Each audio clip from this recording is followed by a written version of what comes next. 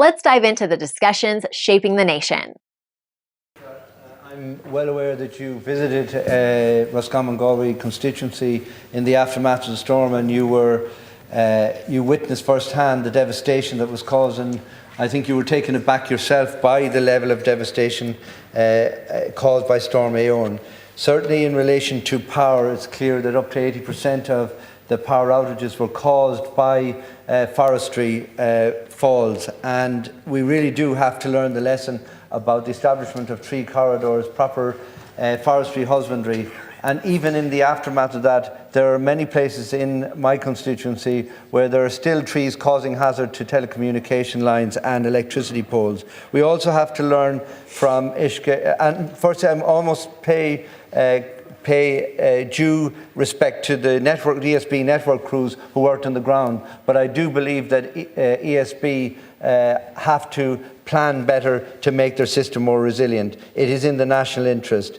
In relation to water, people being without water for up to 21 days, we really do have to ensure that Uisce and make sure that water supply is again more resilient, that it is generator ready, and the same with water schemes. Telecommunications was another area that was not restored in quick time. Electricity came back, water came back, but some of the telecommunications company did not re-establish proper telecommunications in our area for a considerable time after the storm. And I think that there was a lax attitude to that. It's simply not acceptable in this day and age where we depend on telecommunications and Wi-Fi communication. The emergency hubs worked very well. We should continue to invest in our local infrastructure, whether it's in sports or community halls, and I think you saw that firsthand in Ballahadreen and in Kiltoom in Athlone. And in relation to the humanitarian assistance scheme, I do think we need to have a review of that scheme, outline how it's used, what the rules are around it, and what the benefits are to people who are in a situation of distress. Thank you. One interesting positive outcome of the storm, if one could even say that, is the degree to which communities rallied, and there's a very strong community resilience in Ireland. We now need to institutionalise that a bit more, and by that I mean we need to resource communities.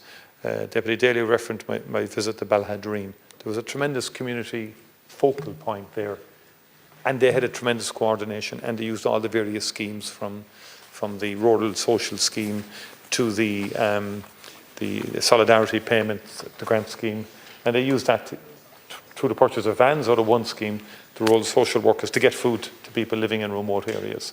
So we need, and then the GA clubs and the soccer clubs and rugby, they need to be provided, I think, with generators.